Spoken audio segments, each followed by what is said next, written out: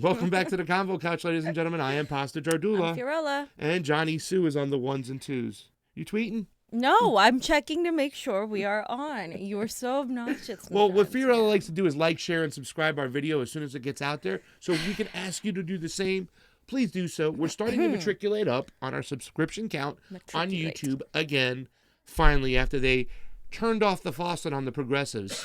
And it's got this big giant knob. They got individual knobs for Convo Couch, Political Vigilante, Jimmy Dore, Ron Pacone, Nico House, Kim Iverson. But then they got one giant knob, and also they turned that giant knob, and we all stopped at like the same time, like about a month ago. We should just become neoliberals. Maybe that'll help us. If we had how you doing? My name is Chad Reed Johnson.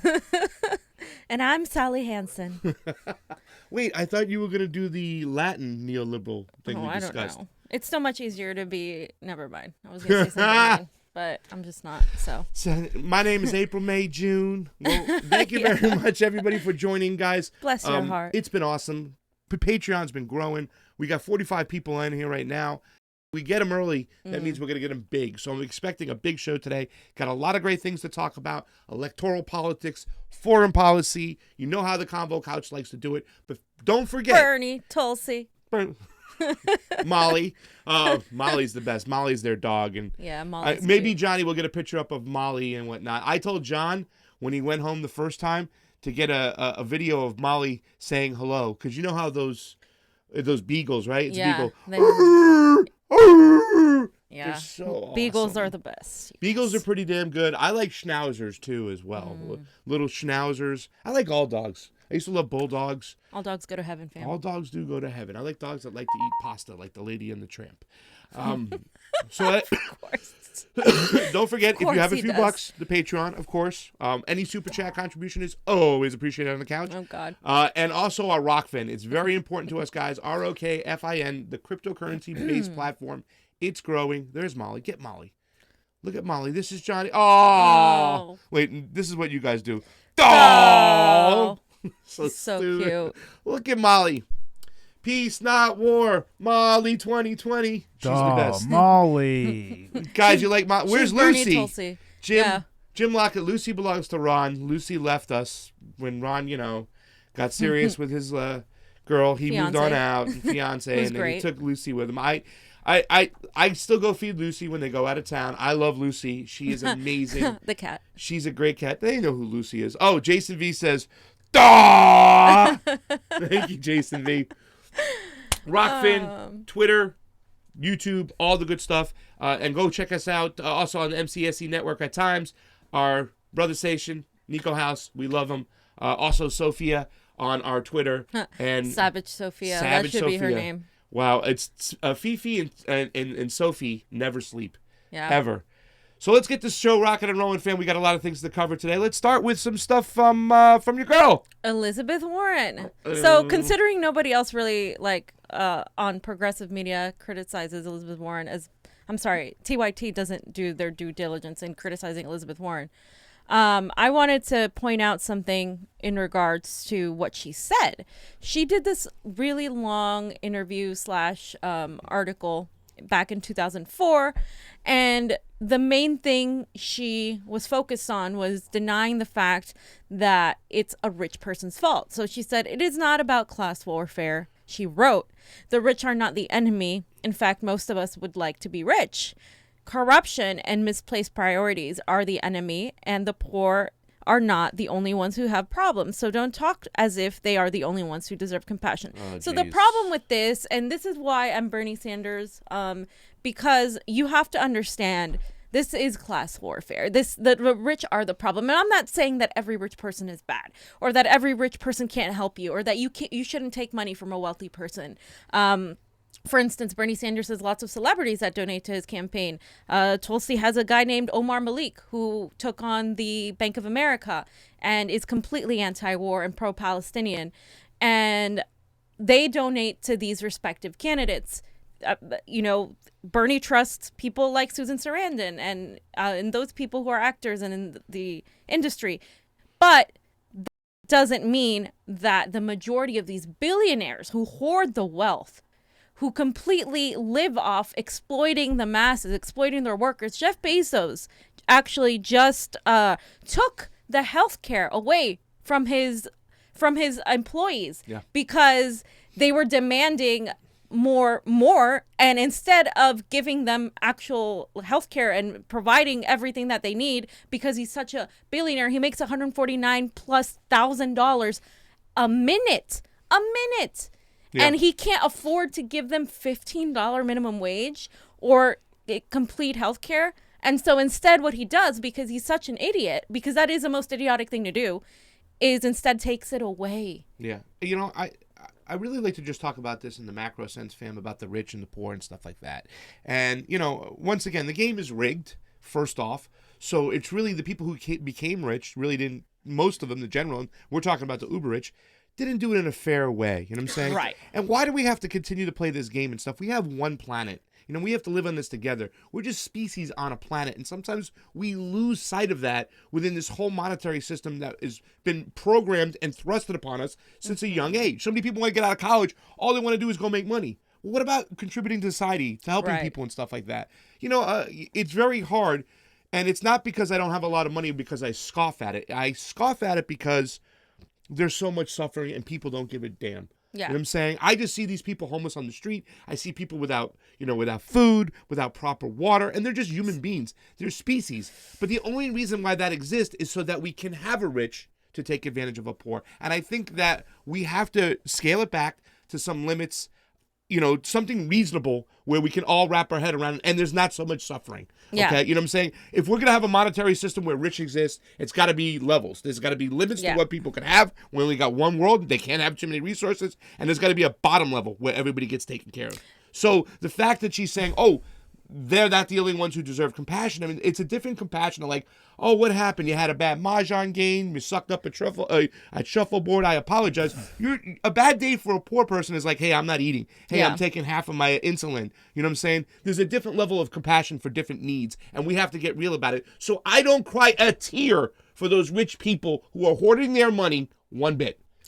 And I just want to, I don't think I put up the link. I think the wrong link is there, Johnny. It's not that one, but I'll find it. It's an article that she wrote in 2004, and you guys should read the whole thing, because I had people like Lauren Steiner come up and say, well, am I the enemy, Fiorella? Are we like, am I the enemy? Or like, you're lying. Like, you want to be rich. Everybody wants to be rich. Nobody wants to worry about their bills. I'm like, of course nobody wants to worry about their bills. But what we're conflating here is the fact that not worrying about your bills and being okay is being okay. It's not, the majority of people just don't want to have to worry about rent. They don't want to have to worry about bills. That doesn't mean that you can fathom the amount of money that $1 billion is, and let alone what Jeff Bezos already made in the minutes that we've been here so far. Yeah. And that's completely unnecessary. And I agree with Bernie Sanders here. Billionaires should not exist, because the only way billionaires exist is through the exploitation of everybody else. That's the only way you become a billionaire. Millionaires are an entirely different story. The way our economics is right now, $1 million isn't even that much money. And I think we can look to our people who have money, who are like compassionate about that. Like, for instance, a lot of people, you can say what you want about Lauren Steiner, but Lauren Steiner is somebody that understands that she needs to help out everybody else. She's somebody that has gone into the movement to help others out who are less fortunate and to help out the greater society. But I still think it is a very privileged point of view to think that, class warfare isn't the issue. It is obviously the issue. The reason we don't have a lot of money for everybody else is because these people aren't paying their fair share of taxes. They refuse to give the people that they exploit basic rights, basic wages, basic health care, and it's that greed is the bottom line. The greed is the issue. Yeah, it is. It's all about, but once again, too, it's something that's programmed to us. We're just programmed to think that, money is actually worth something.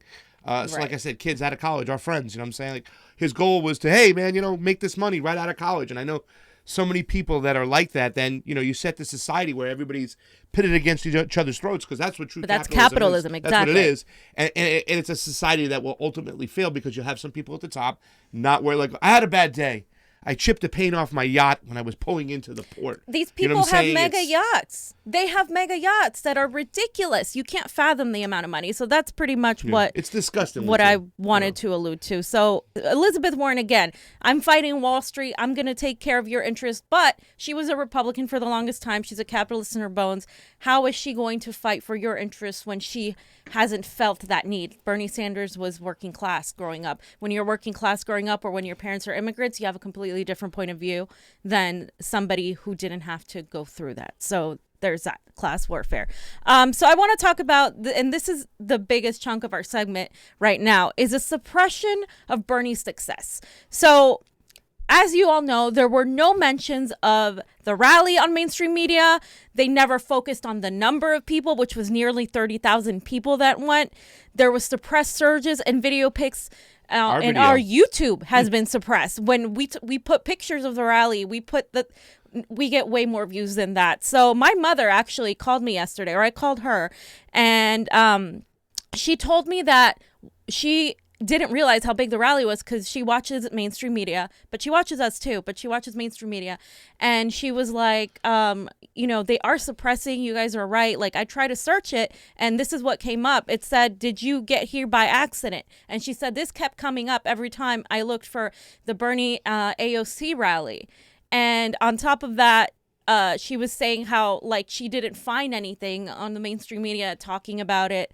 And the only way she would find it is if she would specifically search. Now, she's told us that she has to type in our full thing. And, like, sometimes she doesn't even find the Convo couch on YouTube. So there's obvious suppression of this. And even people, like older people like my mom, who's a Gen Xer, and my parents, my dad, who's a baby boomer, they watch mainstream media, but they're becoming aware that there is a obvious suppression against Bernie Sanders, because had this happened to somebody like Elizabeth Warren, if we recall when that rally in New York happened, they exaggerated the numbers and then it was all over mainstream media.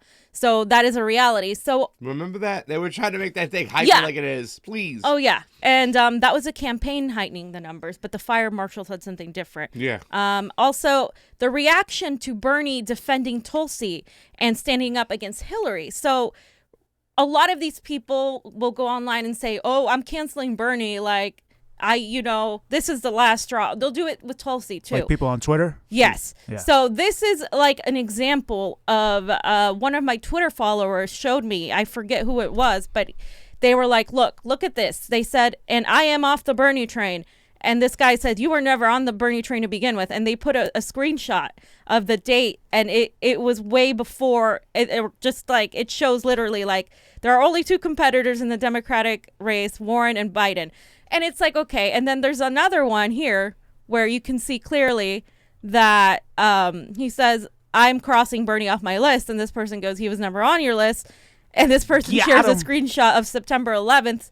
And it says, it'll be Warren. Bernie should just drop out now. So a lot of these people that are saying, I'm canceling Bernie or I'm canceling Tulsi, they never were with them to begin with. Ever. Yes. And the majority of these people, and like, yes, there are some people that legitimately find something wrong with a candidate, but it's very, very few. And it's very interesting that they want you to think like, oh, this is why I'm canceling this person. So you don't support them anymore. We got this big Buck Nasty society. Remember Buck Nasty? The haters ball? Hate.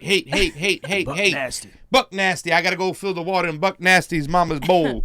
But really, to tell you the truth, they never miss the opportunity, fam, if something comes out in the media cycle, news-wise, to hate on Bernie, to hate on Tulsi. They were never there to begin with. And we know people like this who say, that's it, I'm done with Tulsi. Like, girl, you've been talking crap about Tulsi since for weeks. So I mean, it's just the haters' mentality.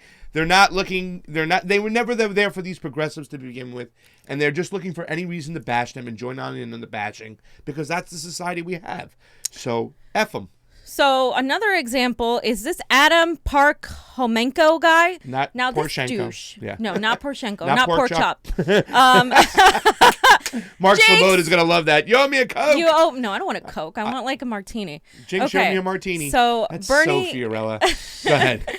Bernie joins Trump and thousands of Russian bots in defending the person who blamed the U.S. instead of Assad for gassing his own people. Well, which is true. Yeah. Not to mention his not so stellar voting record on Russian sanctions. Okay, so then he says, "Fuck Bernie. I'd forgotten how much I despise that asshole." Thanks for the reminder. Even if you don't like Bernie Sanders is the furthest thing from an asshole. So then you look at who this guy is, Adam Park-Homenko.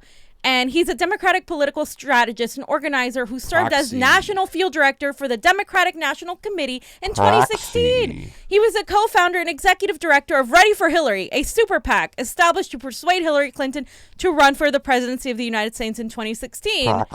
Okay, and he was a candidate for vice chair. Oh, thank God he didn't win, but it's not like we got off with much better.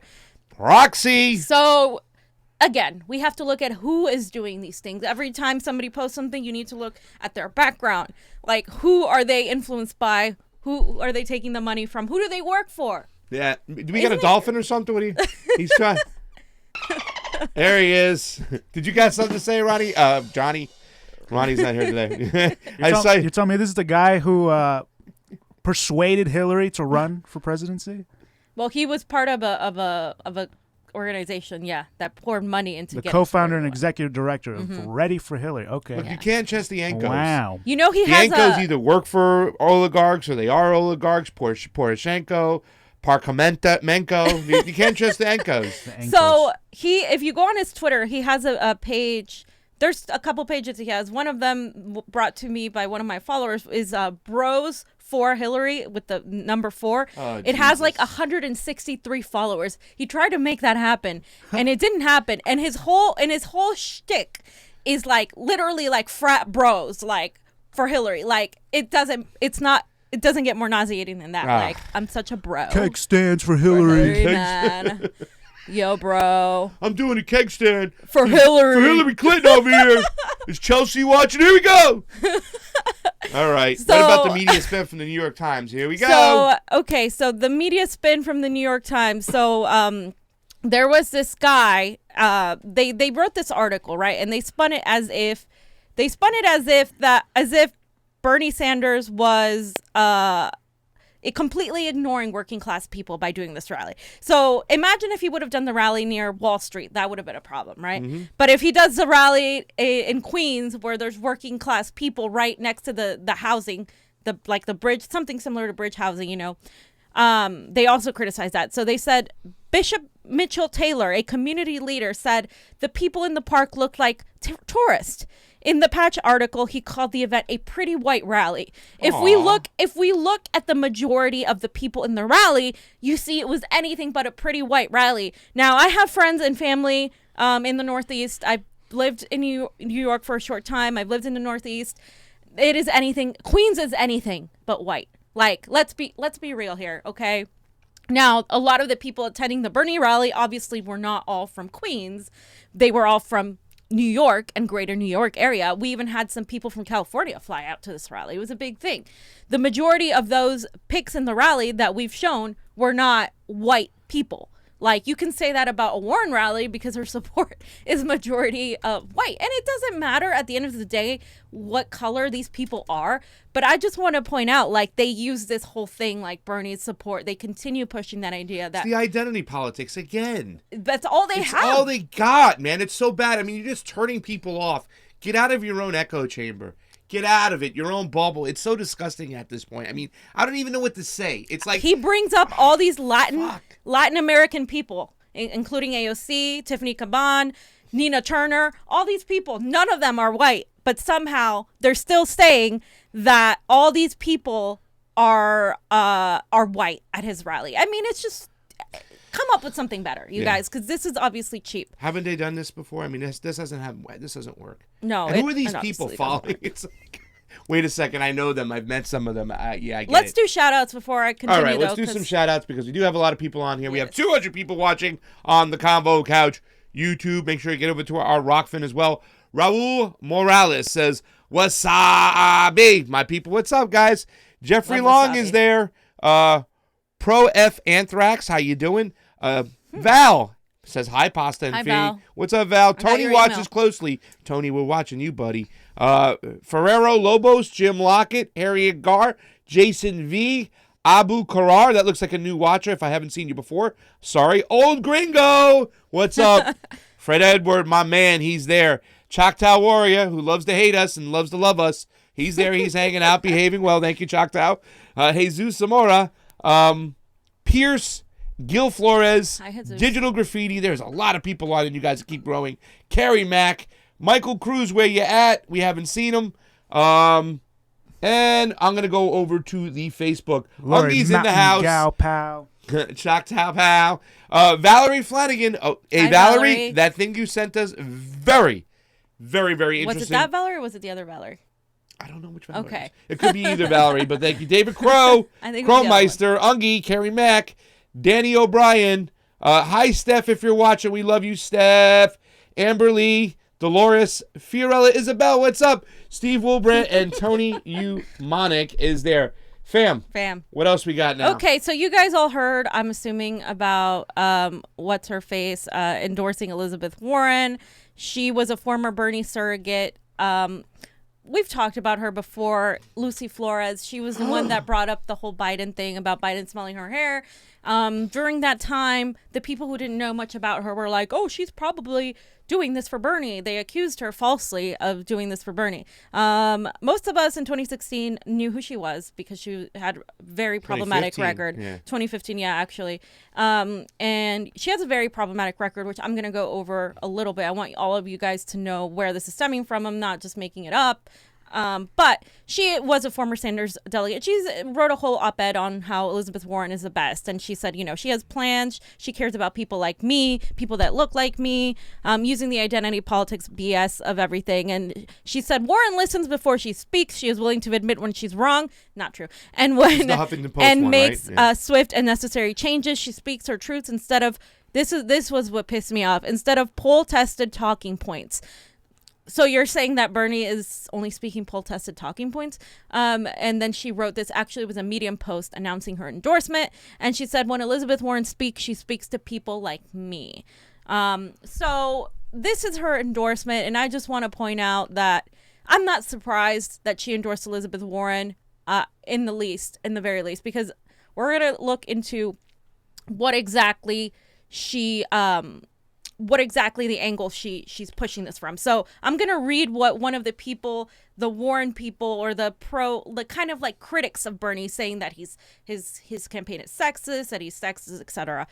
This person wrote, pay attention to people of color. Here we go. All this is identity politics, right? What's this person's name? This person is Chow Len. I don't know who they are. No. But they... Chow Len, no. Okay. They said, pay attention to people of color and other marginalized folks who jump ship to Warren and see where along the way the Bernie world failed to live up to expectations. Whether it's actually Bernie himself or not is moot. It's about how the campaign affiliated folks, orgs, supporters, voters, etc., who made political decisions and or created atmospheres that no longer make folks feel welcomed like they did when they first came into this world.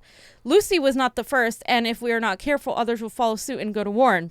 If you've really paid attention, you've seen the dissatisfaction over the past few years, and the who may surprise you, but not the why. Lots of us experience a harder time in the Bernie world than some folks are willing to acknowledge. Do not take this chance to bash or shame folks like Lucy, but use it to reflect and actively change the broader world to be the one that is being stole. This is not just campaign side, but supporter side too. We need to do better if we are to win this. And also remember, we'll need the Warren folk to win this nomination in the end.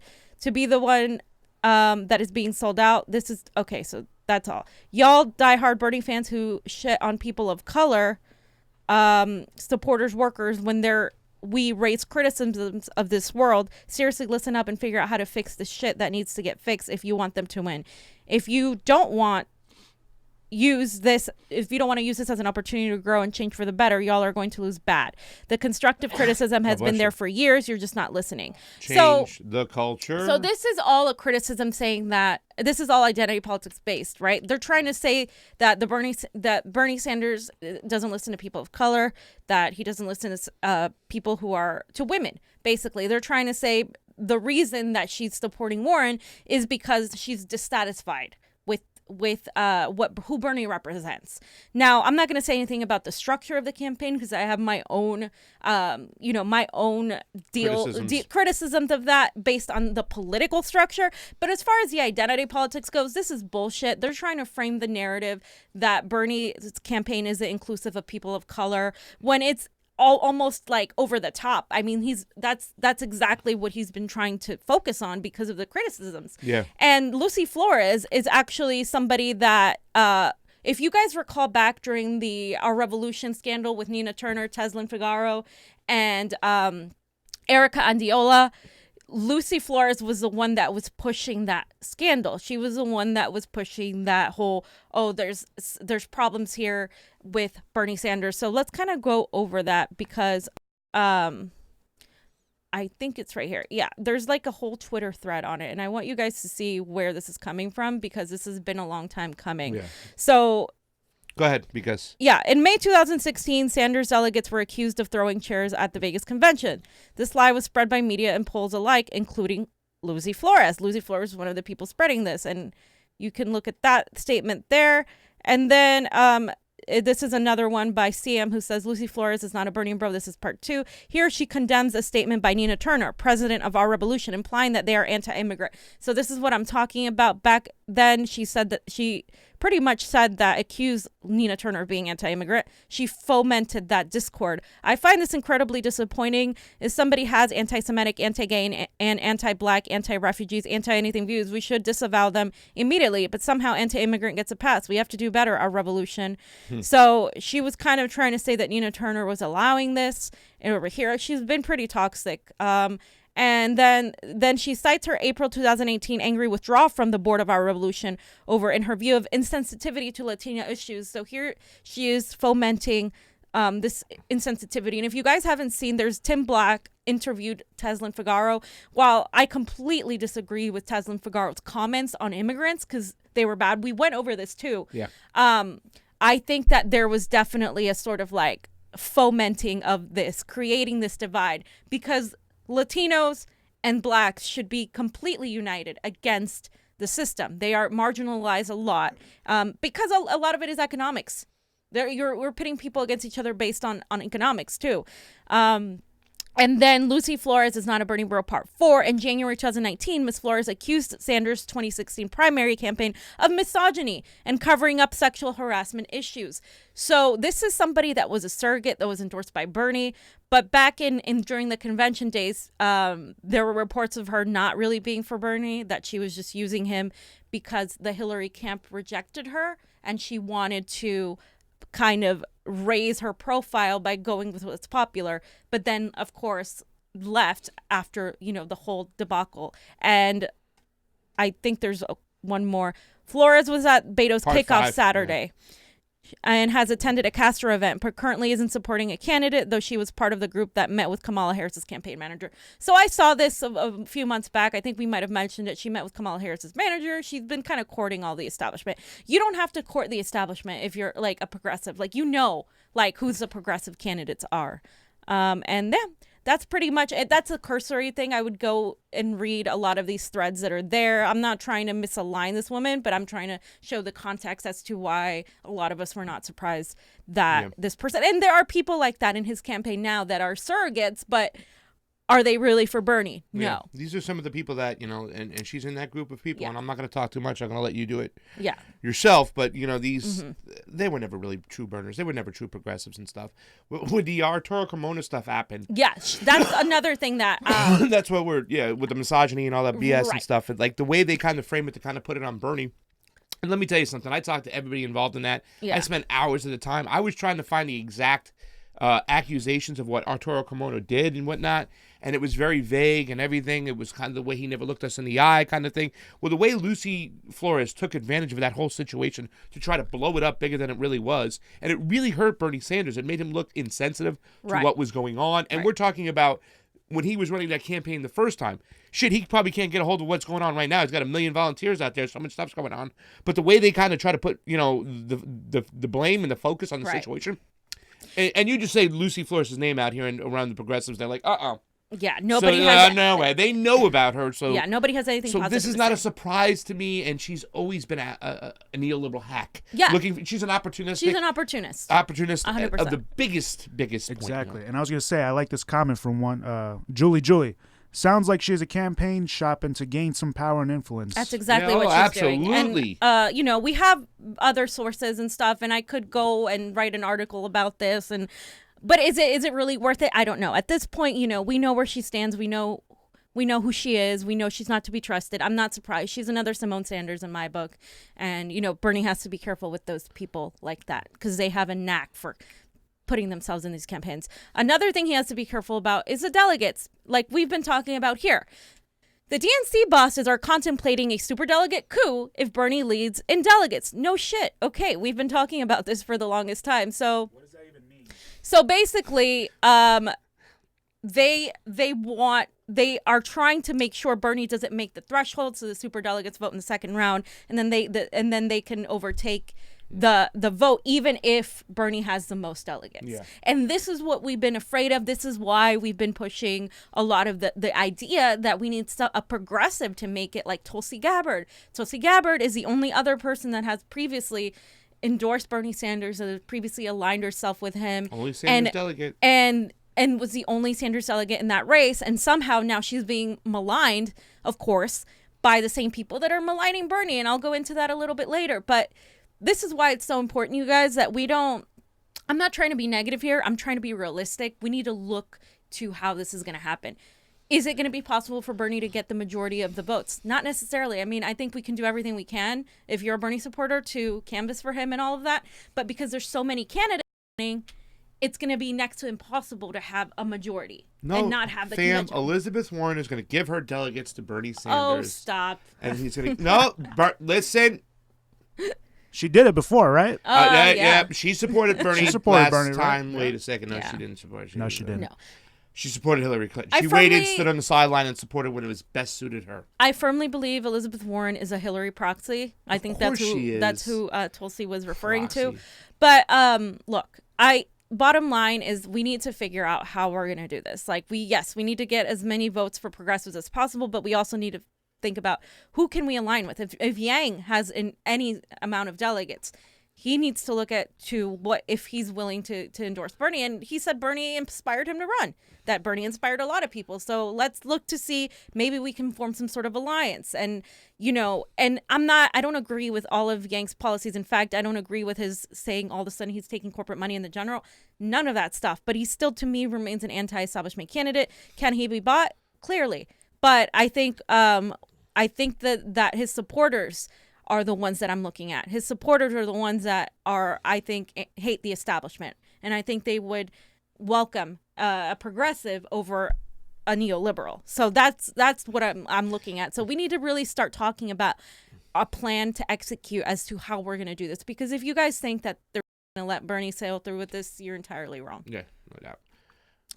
And another thing I wanted to point out was that they're using Sanders, and this is brought to me. I love this one. This is great here. So Ashley Nicole and Eric Zachary brought this to my attention, and I looked for the email, and it took me a while, but I found the email, and I got the same email. They're using the DNC Unity Fund. The DNC is using Bernie Sanders' words and his name for raising money, but this is for the DNC. So if you see this email, do not donate to this link. They're advocating blue no matter who. So this is part of the email that was sent, and it says right here, Bernie Sanders, from Bernie Sanders. But if you look at the address, democraticparty@democrats.org, and it says, this is a part of our 2020 presidential campaign series, okay? And it says, let me be very clear.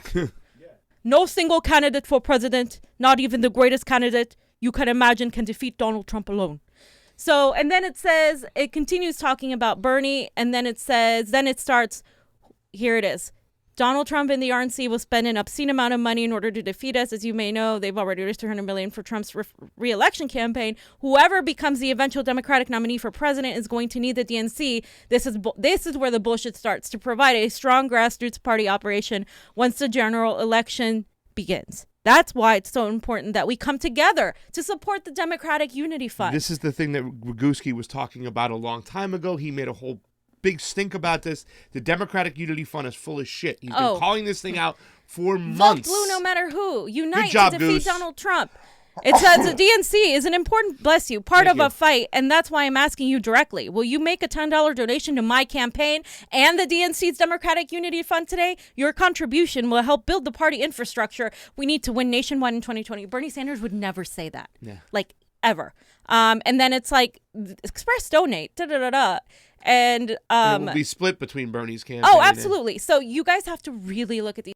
If it doesn't have the Bernie logo, if it doesn't say from Bernie Sanders the email, do not donate. This is disgusting, and they're allowed to do this, and I'll tell you why they're allowed to do this. They're allowed to do this because when you run under the Democratic ticket, the DNC is allowed to send emails on the behalf of all candidates. Yeah. And it's part of the contract they have to sign. However, for all of the other candidates, the Kamalas, the Betos, it's just a regular, we need to defeat Donald Trump and unite.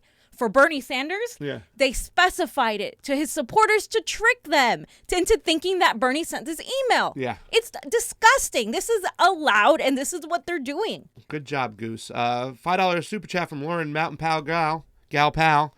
What are you going to do when the DNC cheats Bernie again in 2020? And it's not an if, in my opinion. It's a when. You know what? I'm almost there with you, and I'm trying right now to do everything I can to get this man elected.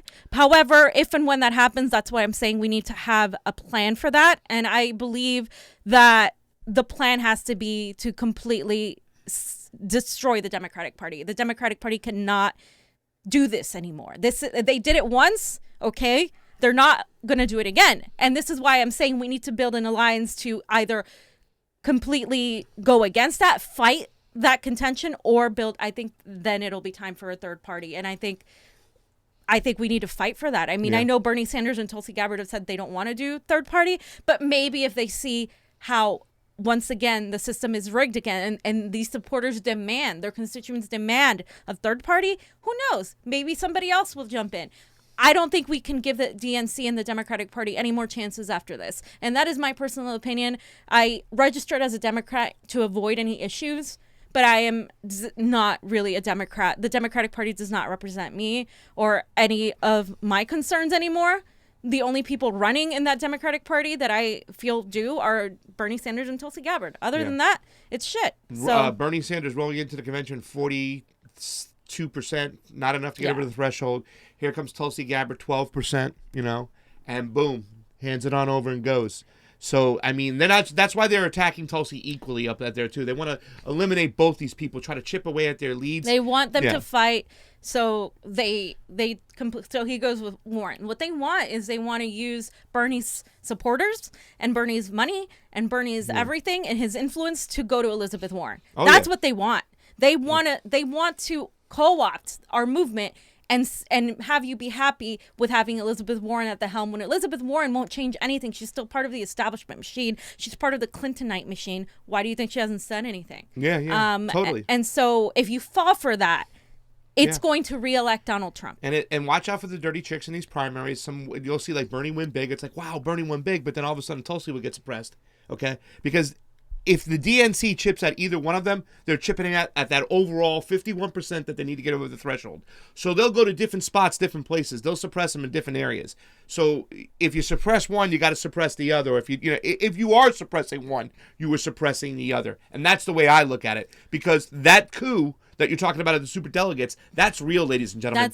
That's real. That's no joke right now. That should be number one on our radars besides if you're a Bernie supporter, if you're canvassing, phone banking, whatever, the super delegates should be on your mind. Sure, the Progressive Unity Fund made it harder for them to do that, but they're still there. And they're going to find and finagle a way to get in there. Did you want to say something, Jonathan, or are you okay? Well, I think Yang could be the wild card we talked about. Saying Yang could be that wild card that, if he hands over his whatever percentage to either side, either he can either put the neoliberals forward or put the progressives forward. Yeah. So he might be the wild card that we were not really expecting in this whole 9 yards. And like I said, some of the things he's growing on me. That last debate was his best debate. It's 1 step forward and 2 steps back with me. Like he'll say something good, and then all of a sudden it's like, okay, well, I'm going to take money, or I don't believe in, and I believe in foreign policy is minimum wage by 2023, $15. I'm like, that's ridiculous. not enough. It's ridiculous. It's already too late. Yeah. So I mean, there are some issues with him, but what about maybe he can evolve. Marianne Williamson? She's just not. I like her. Stage. I just feel like she's not. They're not she's gonna let her back on the pulling stage. very low, and I think she should continue at least to spread her message, and I think she's got good ideas. But I just feel like But I do think her supporters will go to Bernie Sanders. 100%. Oh yeah, they're there. 100%. They're there. Yeah. I like her. in the race though, as long as she can. Some will go to Tulsi because of the Aloha Yeah. thing. I feel like some would go to Warren. Not really. I could Not see really. that. No, I could see that. that. Because it's a lot Maybe, of... maybe. Yeah. The latte liberals who don't pay attention. Yeah. Maybe. Yep. Yeah. Your faves. Let's talk about the next topic. Do you want to do some? Should I do Yeah, some quick let's do some shout-outs? quick shout outs. All right, because we did have that super chat contribution. Thank you so much, Lori Mountain Gal Pal. Julie's in the house. Talanos Vier, Harriet Gar, and Nosh Matshustle. Skull Death 23, where you been, my man? Bonnie Flory, Learned Hand is here. Hey. What's up, Learned Hand? Carrie Mark, she said F the DNC before Gil Flores. Henry DiCarlo, Henry Paisan, where you been? And Abu Kwara. On the Facebookies, Sarah Joyce Michelle is here. How you doing, Sarah Joyce? Danny O'Brien, Adam Prine, Carrie Mark is back and forth. She's all over the place. Tony Humanik still hanging out. Gilbert Flores is here. Hi, guys. Thank you so much. And hopefully the Crow Master is still there. Tulsi's opponent, what about him? Is a Clintonite. Another proxy. So this guy, Kai Kaili, am I saying it right? I don't know. If you look on his Twitter, we're going to go over his Twitter, but let me just say real quick. He's pushed by Third Way, mainstream media, Hillary Clinton, and the Daily Kos has endorsed him. There he So is. those are all winners right there in my book. And Telling. he said, well, he's, said enough with the tropium vitriol. Hillary Clinton served as Secretary of State under Barack Obama. Are you calling him a disaster and saying he's responsible for millions of lives lost too? By the way, exactly how is this helping Hawaii? And then... Yes! Yes! And let's see. He then goes, let me go to his actual Twitter because it's bad. So then he goes on here. And then... Instead of showing up working. Yeah, instead of showing up to work Right and there. voting to protect us from foreign interference in our elections, a representative was in Wow. NYC yesterday copying up to Wall Street fat cats. The person who benefited from the meeting is Donald Trump. Then he goes on to say more about the voting and how she wasn't there. She's campaigning. Wow. And then he goes on to say, use this whole, I'm all for pro-LGBTQ, The advocate insinuating that she is not, even though if you look at her record, legislation-wise, she has a wonderful 100% record. voting record from Human Rights Campaign. Exactly, Johnny. Yep. And then he said, Security matters. yeah, right. And then, hold on, he goes here, let me go a little bit further down. There we go. Another Tulsi The one with Gabbard, Tulsi's the one picture we right just there. saw. Yeah.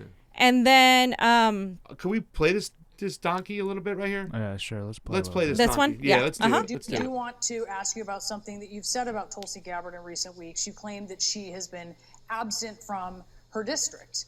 Tell us what you mean by that specifically. I mean, it's clear. Congresswoman Gabbard basically took a year off from representing the people of Hawaii to run for president. We don't have full-time representation here at Hawaii. We have lost our voice at the table. We don't have a delegation that's working together. And we can just look at Congresswoman Gabbard's missed votes this year. She's missed quite a number of votes. And just last week, she missed the resolution condemning what the president decided to do in Syria. That's not what the people of Hawaii need. They need a voice in Washington, D.C. They need someone who represents their interests and who wants to be there. Half the battle is just showing up for work. And time again, Congresswoman Gabbard has failed to show up for duty. And I'm How the would you neoliberal to do that for represent you. Hawaii All right. differently than Gabbard? And of course, then we see Jane Lynch supporting him because Jane Lynch is really in line with the Canceled. working class. And Canceled. he just keeps posting about Tulsi Gabbard.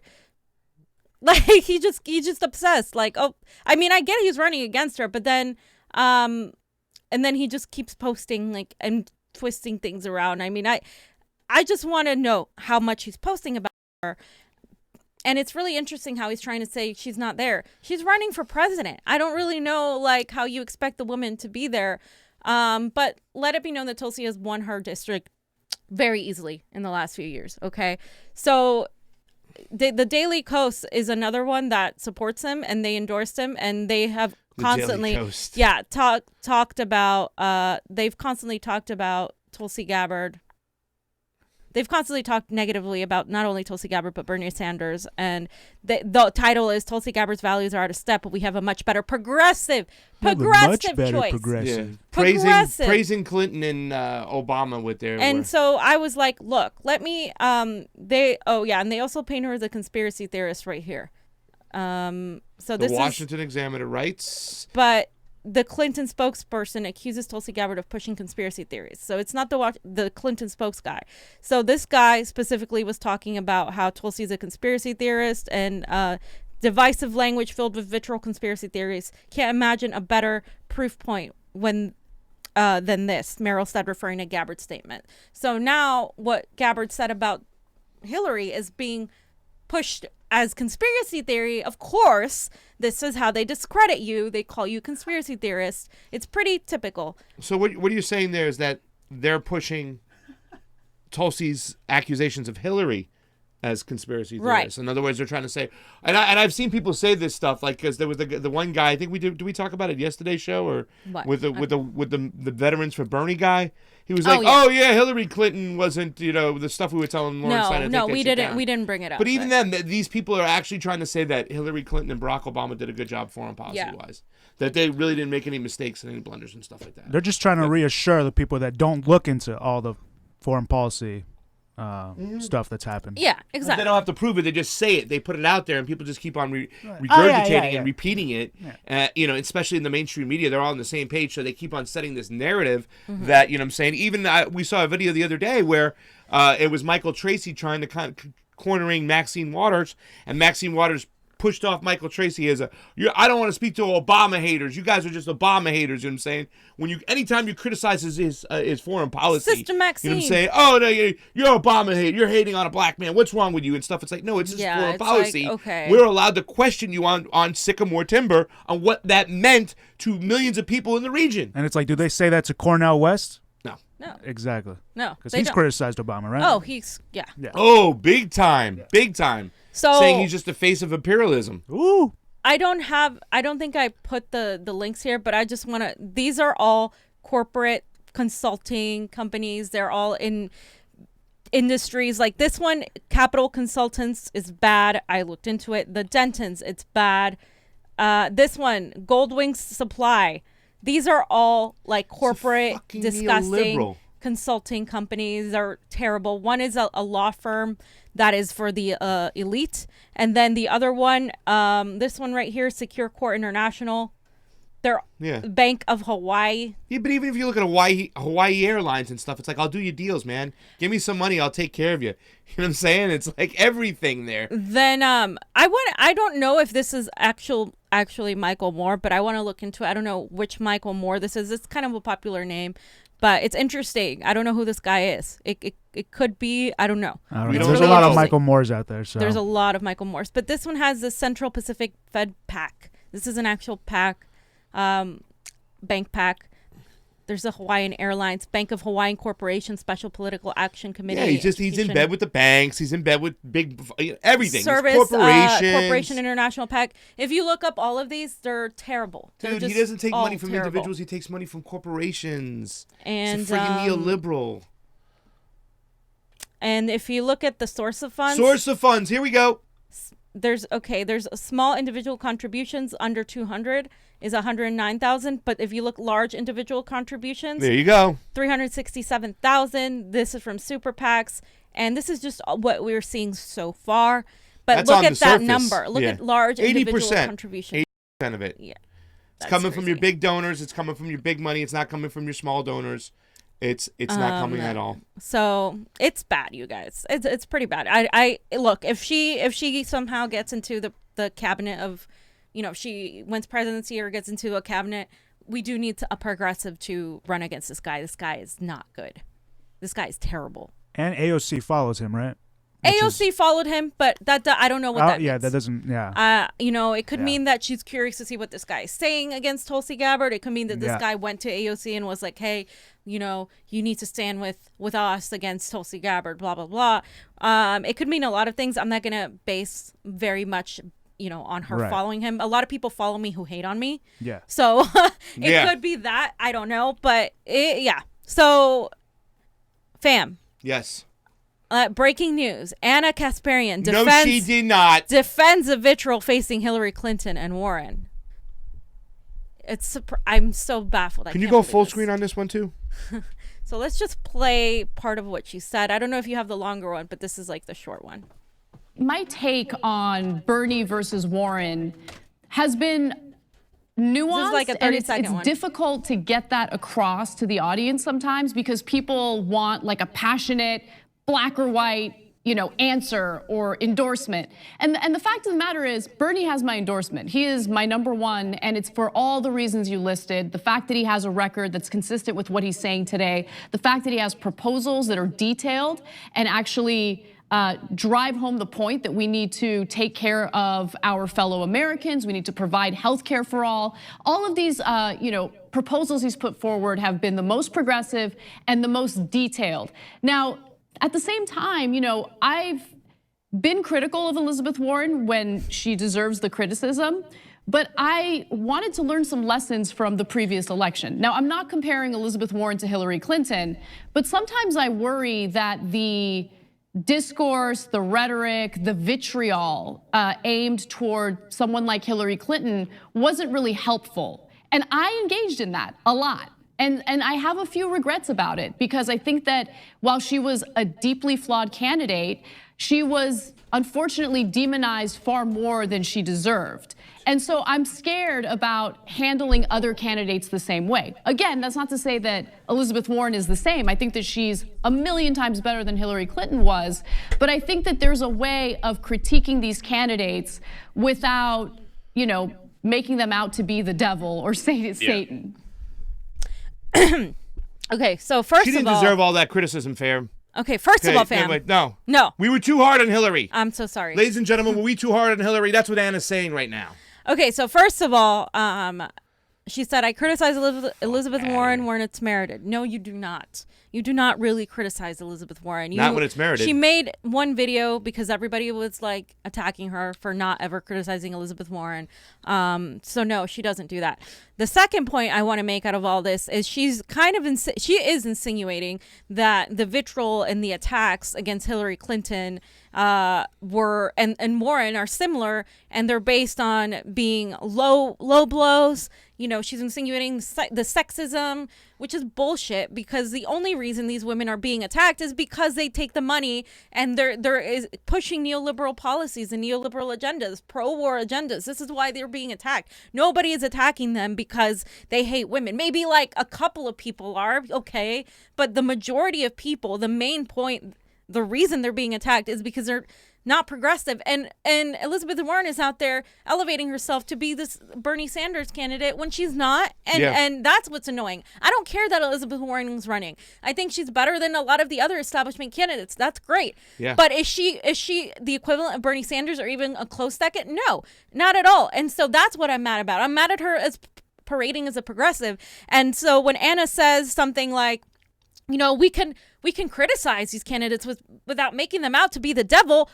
Hillary Clinton is the devil. She is like the closest definition to the devil. She is like the rot of the Democratic Party, to quote Tulsi. She's disgusting. She's a warmonger. She's responsible for the death of thousands of people. That is a fact. I don't have to decorate my language. I don't have to exaggerate. That is a fact. Hillary Clinton was treated easy. I mean, she was let off. That woman should actually be held accountable. You want to prosecute Trump? You got to prosecute Hillary Clinton. You got to prosecute all of these warmongers. The hypocrisy is ridiculous. Across the board. And they're still trying to sell us this whole kind of jingle of sorts of our corruption isn't as bad as Trump's. You're ridiculous if you think that the Democratic Party is corrupt just like Donald Trump. He's on another level of corruption. Our democracy is at stake here. How dare you? Oh, OMG. And let me tell you something. This woman right here, Anna, said that Hillary Clinton didn't deserve some of the attacks that she got. She deserved every single attack because all we did was speak the truth. Calling out somebody's record is not smearing them. It's presenting the truth, the record. You can't hide from that. You know who didn't deserve the attacks? Tulsi. When you said she didn't like Muslims, when you spoke that rhetoric on your little hit piece, that's who didn't deserve the false attacks. That That person, not Hillary Clinton. Hillary Clinton should be behind bars. She should be locked up. I don't want to sound like some dumb Trumper, but the woman is evil, and she's responsible for the deaths of so many people across this globe. And the fact that she can go and say that somebody's a Russian asset and not show one piece of evidence, the fuck out of here. And I'm going to point out the hypocrisy of the whole McCain thing, right? Oh yes. Okay, oh, so yes. like, okay, I'm sorry, we all need to stop attacking a war veteran who had so many awards and all of this bullshit with John McCain, right? Like, we're all like praising him when he died, etc. But all of a sudden, these same neoliberals who were like chastising people for attacking John McCain for being happy that he was gone, are the same ones like, ugh, how dare Tulsi Gabbard, this Russian asset, this Putin bot, this etc., attack Hillary Clinton. The hypocrisy is unnerving. It is disgusting. Like, you cannot change your criticisms based on wherever it suits you. The truth is the truth, and the truth is Hillary Clinton is a warmonger. Hillary Clinton is literally the queen warmonger. So that so many people are afraid to call out. Most people are afraid to even utter her name, because they're afraid of the power she holds. So to say that Kamala was like frightened to say anything. I ain't going there. It was so awkward. She was like, either way, like I'm damned if I do, if I'm damned if I don't. If I Johnny, say something bad about Hillary Clinton. Sophia posted something about Elizabeth Warren. There's a little video if you can pull it up. She goes, I'm not gonna say anything about Hillary Clinton because she might kill my ass. And I'd already been attacked by Tulsi, so I just gotta smile and shut up here and stuff. Andrea left a super chat contribution. Thank you, Andrea, and your super chat contributions are always appreciated on the couch. You guys do great work. Just wanted to hear the pasta do the jingle. See, is that what somebody you said? just paid for the jingle. Okay, I'm gonna do another imitation that right here. That is hilarious. Quickly, since we were talking Andrea, about I am not happy with you. I love you, Andrea. You're the best. Thank you for the super chat contribution. It's always appreciated. I'm gonna do an imitation. Here I go. Ready? Here we go. Is my imitation. There's another one. All right. Let me find it real quick. And where, Johnny? Because I can't find it. I think. I see the irony. Anna says someone on Epstein flight logs multiple times deserves less criticism. Right? I don't know. Was Hillary on there? Or was that Clinton? It was just Bill. Just Bill. Well, that we know of. If Hillary went there, that's some freaky ass shit. Okay, but I have to, you guys, I have to point out that picture. The blue dress, Bill with the blue dress that was supposedly. It creeped me out, you guys. I'm haunted by that picture. Why is Bill Clinton in a blue dress? And it looked just like Hillary's blue dress. It also looked like Monica Lewinsky's blue dress. It's like, whose blue dress was it? It's creepy as hell. It looked like Hillary's. I'm really like still weirded out. So by the context for this was this. This was in Epstein's, I believe, was it West Palm? Was it New York? No, this I is thought it was New York. No, wait. Yeah. It was in New York. It was in New York. It was the New York mansion. The New York mansion. Yeah, this huge portrait. Of it was the New York Clinton, mansion. and it was like this, and it was playing the song "Devil in Blue" in a blue dress. That is so creepy. Over and over we just again. got some. We got some new information about Epstein. So next week we're gonna do an Epstein show. We got to look into it. I don't think Johnny saw it. Johnny, I'll show you what I got. But yeah, we might see some crazy shit coming. I don't know. This is. I don't want to say anything. But next week, be prepared for an Epstein show. With some new stuff, some new information that we're just hearing about. So it's we'll go into it, and it's going to involve some people that you wouldn't believe might have a connection. So we will do that. Hey, I'm going to do a quick invitation before we, since we were talking about him. Who am I doing here? My name is Joe Biden, and John McCain was my friend.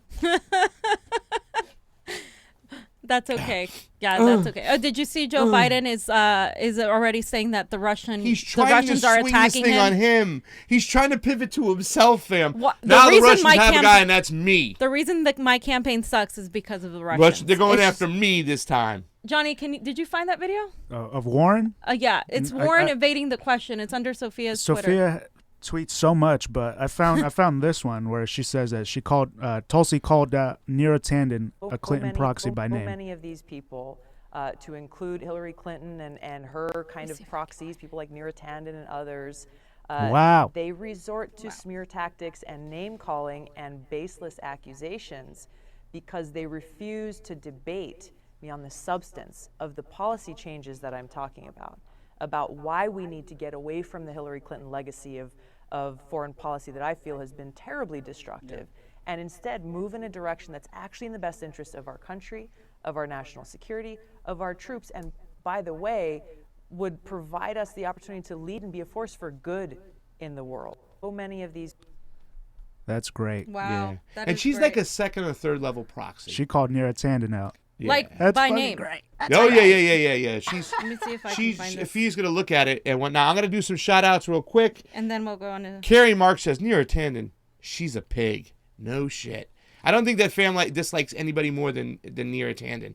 And that voice of hers. Oh, God. And the side apologist. I am so disappointed in you, Andrew Yang. We can have a talk. I mean, who the hell does she think she is? Jason V.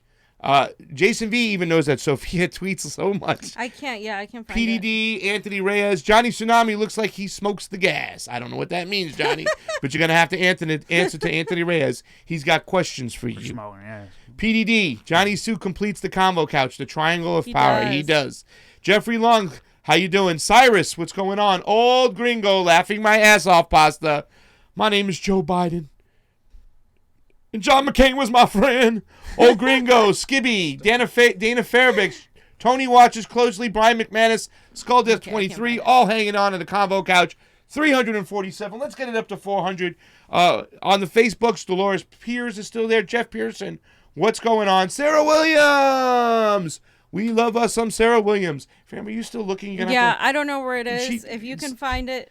Gilbert Flores, Sarah Joyce Michelle still hanging on. Adam Prime, Ungi, Stephanie, go hang out with the grandchildren. You can watch our show later. Hopefully Crow is still watching. Okay, fam, let's get into this. Yes. We're getting into it. Ready? Yes. Syria. Is the war finally over? Well, as we know, this week, there was a deal made between Russia. We said this on the show. United States needs to get out of the way. Let Turkey and Russia, with Iran, with Assad and Damascus, make a deal. Unite the Kurds somehow with Damascus. So they are Syrian citizens, and let them deal with this. So, yes, we saw that Turkey and Russia made a deal. The YPG, which is the the Kurds in northern Syria, move out of the Syrian border. They extended it to 150 hours. You can even see, I believe, some Russian military patrols going around the street. That's the next one I put up. In Damascus, in the north area near the YPG, in Manbij, Syria, the Russian flags. And, of course, we're looking at a deal now that's going to start some peace. But there's a lot more to this, fam. And a man who's just agreed to be on the show, one of my friends, Mark Sloboda, put on his Twitter that it seems to be that in certain places. Now, this is by Max Abrams right here on the Twitter, okay? On the Twitter. Stop being a boomer. Now, here's the thing. It says American officials hate Assad more than they care about the minorities in Syria.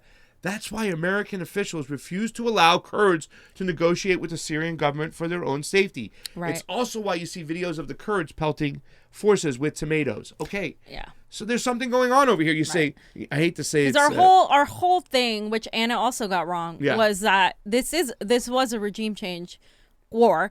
It was, the whole thing was to get Assad out. That was the whole point. It was. It was to get... That's what we cared about. Yes. We wanted Assad out there. We wanted a gas line. We wanted the natural resource extractions. And there's more to this, fam, because this thing is stinking of high heaven. Because you have Donald Trump saying, we're getting our troops out. We're getting our troops out. We're not. And Tulsi said this before. He's just moving them around. And the fact that they're not letting the Kurds, they're telling the Kurds, don't go speak to Assad. Don't go speak to Assad. So there's splitting factions within the Kurds and letting them know that they'll still be in the region. You can see right here.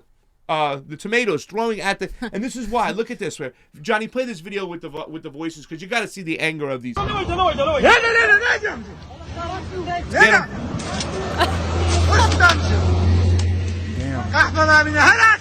I wouldn't like us either.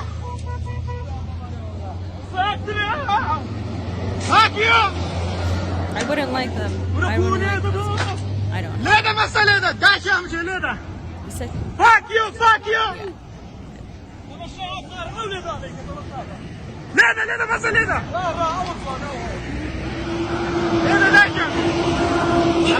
Yeah.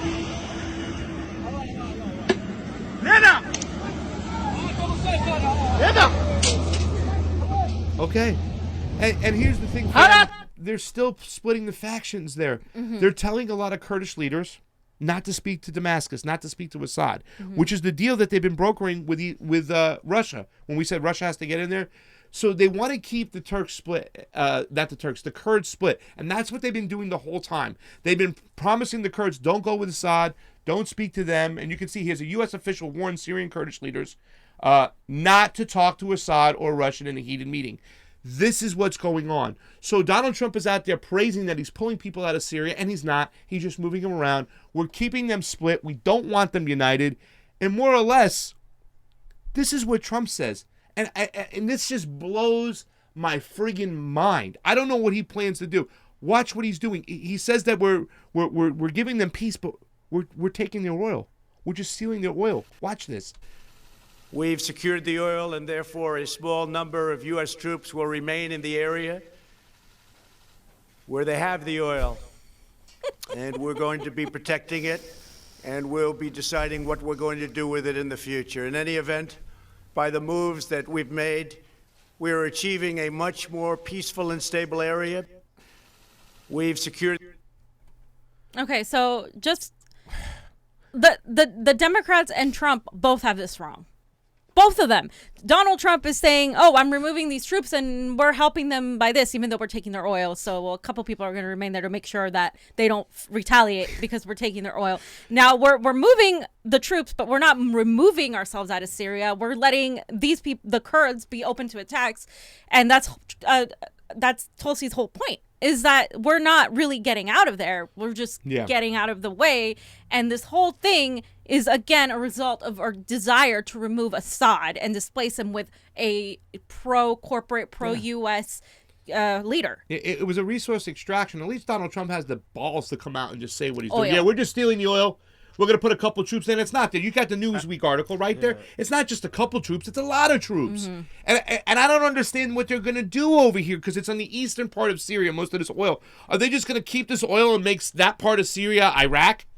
Because we have all these bases in Iraq, and that's why we're able to operate. And that's why you saw somebody protest in Iraq. They want us out there. They were pelting us with tomatoes and rocks and all this shit. The fuckery that's going around. And Donald Trump is really not, he's not a non-interventionist. No, he's not. He's keeping the oil. So you can see this. They have plans to keep all these fucking troops there. To all the people that voted for Donald Trump as a non-interventionist because you hate the establishment, the Democratic establishment, he's really not living up to his word. And I'm speaking to you as somebody like, I'm not even going to look down on you for voting for him for that because he did campaign as that. But by all means, you guys, stop supporting this man because he's a non-interventionist, because he has been anything but. He's also engaging in these proxy wars. The whole Venezuelan thing should have been that was on TV alone, too. Trying to film, and him and the Democratic establishment agreed on that. Yes. And they're still trying to do that and right now as we speak in Venezuela. It's disgusting. Like, he's not a non-interventionist.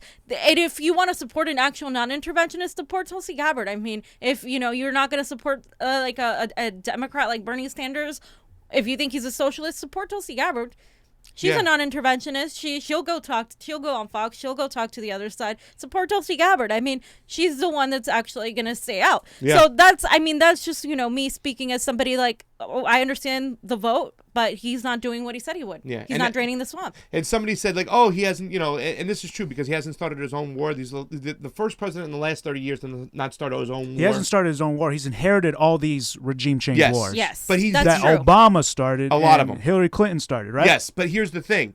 He also put a little extra juice into them. Like, in other words, in Afghanistan, the first year he got in there. Of course, that's not his war, but he upped the bombing by 75% in his first year. Right. So even though it wasn't his war, and that was even Obama's war, that was Bush's war since we've been there, he hasn't pulled out. And we said this before. Why hasn't he pulled out? He acted like he was going to pull out. He's never going to pull out because Big Pharma wants those opium fields. They're not going to give him up. So he acts like we're going to end these wars. This is Obama stuff. I'm going to sit down with the Taliban. I'm going to negotiate a deal. We're still there. We haven't left. Bombing campaign's still going on. Well, they're probably like, oh, but Trump, you're a businessman. You want these resources, right? The oil and stuff. Well, that's the whole thing he's doing. So, I get it from that, business kind of resource, but, obviously you're hurting all these countries and the cultures and all these people business. dying. It has to be above business. It has to be about pro-peace. Exactly. We're fighting multiple here in this election. We're fighting battles of class warfare, and then we're fighting battles of pro-peace and pro-war. And those two need to come together, not oppose each other. Because my fear is that some of these people, and I know you're going to talk about that in a minute, in the Bernie Sanders campaign aren't understanding foreign policy. So they're actually fighting against the corporations, but they're not fighting against the military-industrial complex. We need to fight both simultaneously. Yeah, absolutely. And let me just give you an example. This is what Donald Trump's going to say. Listen, he gets questioned. You're taking that oil from Syria. Listen, this was not my war. This was Obama's war. He's going to always start off by saying that. He's going to always put it on from here on out through the debates to the next presidential election. When foreign policy comes up, he's going to always point out that Obama started this. In Syria, and listen, we spent so much money. We spent so many lives. We have a right to that oil. We need to get repaid for everything that we did. Meanwhile, we instigated this whole thing. Timber sycamore, taking weapons out of Libya, putting them in Syria. We perpetuated this whole thing. We should be blamed. And he even says that it's our fault. We need to take the blame. But yeah, he's still stealing the oil. He's still going to sell the point to his libertarians, or not libertarians, his independents, and all these people on the right that we have right to compensation, that we've done so much for these countries that we need to get our share. Right. And they're going to buy it. They're going to buy it. And that's the problem right now, because if Syria doesn't get their oil, it really hurts them. Yeah. They were producing a lot of oil. That is their bloodline. That is their lifeline. If you look at the next article we put up, it's not over in Syria. It's only just begun. And like I said in Ukraine Gate, Russia demands Syrian government gets back all its oil fields. Well, guess what? The United States got them all on the Eastern Front, so this ain't over yet. This ain't over. And this is why you see the alignment of Russia with Syria. It's not because they just want to be against the United States. It's like we make them be against us. We encourage that by being this imperialist. By trying to seize the oil. Exactly. We're by being this greedy empire, and we need to really step away and back off. The ultimate solution is getting off of the dependency of oil. Of course. Absolutely. That's the ultimate solution. Exactly. Of course. And that's what no one is fucking working on. Well, they are, through what we're doing, with the Green New Deal. And China is actually ahead of us when it comes to climate change and how to work towards solutions. Yes. We, in the United States, Trump completely ignored the Paris Agreement. Yeah. He completely he's ignoring that. It's like we're increasing our pollutants in the air. This is why it's so, again, I go back to that part of the Green New Deal and then Tulsi's Off Fossil Fuels Act, which she needs to push forward again. These pieces of legislation that need to be pushed are perfect because they need to rescind our dependence on Tulsi's oil. Off Fossil Fuels Act. She's got to that one's great. She's got to reintroduce because it's 2 years now and stuff like that. And that is something that a lot of people in the middle can swallow. Because when you tell them the Green New Deal, they go, no, you're talking about ending air flight. Nope, you guys are being ridiculous. You're being alarmist. That's too much. But when you talk about Off Fossil Fuels Act, it kind of makes sense. It's like, we got to get off the fossil fuels. We got to be dependent on other stuff. It's a more sellable piece of legislation. Well, let me be clear. Yeah. Bernie Sanders' Green New Deal is different than Alexandria Ocasio-Cortez's Green New Deal. Yes. It's two different things. His whole thing is an entire plan that we've gone over. He should have changed the name, though. I didn't like the name because it's too much like the other one. Well, the Green Party had a very similar thing. The Green Party was actually the first ones to introduce this. Absolutely. Jill Stein. Absolutely. But like I said, a lot of people, too, and a lot of the shows you'll see and stuff, they'll talk about the Green New Deal being just, when AOC introduced it, and that's when it got really popular, is that it's just unrealistic, a lot of people feel. So when they hear Green New Deal, they think unrealistic, a lot of people, I think. I just think it should have been a different name. That's just my personal opinion. I love it because, once again, why don't we just legalize marijuana? Marijuana can save so much of the earth. Bernie just introduced something. Exactly, at 420. But 420. it's so important. We're the climate activists. Yeah. Hey, listen, all that plastic that's the size of Texas floating in the ocean, we eliminate that with marijuana. You know what I'm saying? Cutting down all those trees. Toilet paper alone. If we just use marijuana for toilet paper, you know how many trees? Hemp. Sorry, hemp. You know what I mean? Marijuana. Yeah, well, I don't want to leave out the smokers and the tokers there. But once again, if toilet paper alone from hemp. Yeah. The Declaration of Independence was written on hemp. Yep. They signed it, they rolled it up and smoked it. Didn't George Washington have a couple he was a hemp farmer, right? Acres of He did. They actually grass. smoked a lot of opium too in those days. They did in Hong Kong too. Yeah, right. That was the those situation. genuine protests in Hong Kong, please. Okay. Did you have another? We do have another topic real quick. Okay, Let's talk about it. So Syria, not over, whatnot. And let's talk about Bernie Sanders because we did praise him today. And once again, I love Bernie Sanders. Here he goes. I don't want to make any mistake about that, but this was a big one yesterday. When I saw it yesterday, I had to take it in. I had to swallow it. I didn't want to start talking about it. But Bernie's getting some awful advice from his foreign policy advisors, and we need to get Matt Duss fired immediately. Matt Duss. Is it Matt Duss or is it somebody else? It Well, could it be could somebody be. else. Yeah, I don't we wanna don't say really know if it's Matt Duss or not. I thought he was his advisor for the Senate. He's a foreign policy advisor. Yes, but for this, I don't know if he's advising him on his presidential run. I'm not 100% positive of that. No, he's on it. I thought he was in his. I'm almost positive he's his presidential run because we saw that stuff. So I put a Twitter up from the status right here, the first one, Johnny. It's from Sarah. Yeah, Sarah Abdallah, who I love a lot. And Sarah's great. I retweeted one of her tweets on this because she knows she's Lebanese. Yeah, she's and we're gonna talk about this. Because I didn't put this in here because we're going to play a little game at the end. I'm going to show you how quickly it is to find out about the Arab Spring, which she put in quotations, brought a NATO intervention in Libya that led to the terrorist-run slave markets and horrific devastation to Syria, thanks to Obama and Hillary's Operation Timber Sycamore, which we just talked about before. This is our uprising, and we won't let it be hijacked. Stay out of our damn business, #Lebanon. Okay, and so she's doing that to Bernie Sanders' tweet. Because once again, Bernie Sanders didn't get this right. Right. Because he on the got very half next of it tweet, right. Okay, well, he was praising the protests, but he compared it to the Arab Spring, which is my problem with the tweet. And I said that, and people got confused, thought saying that I was like condemning the protests. I'm like, no, I'm supportive of these protests. These are genuine protests. Yes. But it is the comparison to the Arab Spring that is the problem. The Arab Spring was not a good thing. And if he would have just left the first part of that tweet out, I would have been like, thank you, Bernie. Yes, you're right. Bernie needs to get some help when it comes to the funding of these He protests obviously and stuff didn't like tweet that. that. But that's what yeah. I'm saying. Who the hell tweeted that? He didn't tweet Who tweeted that, you Bernie asshole? I mean, you want to talk about the freaking Arab Spring? No, fam. The Arab Spring is disgusting. And when you talk about in the situation of Egypt, the way the Arab Spring hijacked their protest, their revolution, and caused chaos. It was Gaddafi was going to crush the Arab Spring, and that's when Hillary Clinton used NATO and persuaded Obama to attack them and destroy Gaddafi, which now has torn the state into hell. Okay, Syria, it was the Arab Spring once again. Now, the next tweet I put up, and she goes a little bit hard at Bernie. Johnny, if you want to put that next tweet up real quick. But we're gonna show you why, okay? I don't like... Who is she? She likes Tulsi, and she likes Tulsi, but she's very critical of Tulsi and stuff. But yeah, but this is the thing. It says Bernie Sanders is such a good man. Why did he back the regime change war in Libya and nearly every other murderous U.S. intervention over the last 20 years? Not to mention his support for Israel's massacres too. I don't think that's 100% accurate. Right. Look, he could be better at this, no doubt, and stuff. And once again, this wasn't anything that Bernie was pushing. This is stuff he was persuaded and signed on to. Right. Okay. So and let's be very clear. I know Bernie's record really well, and I know he hasn't necessarily always been the best on foreign policy. However, Bernie Sanders has been the lone guy that's been on the left fighting against all of these neocons and neoliberals for the longest time. And a lot of those votes that he made in concession were to get other things instead. So yes, ideally, as a purist, if you wouldn't consent at all, but he made a lot of those votes in an effort to get something out of it, to bring it down. And you have to look at each vote.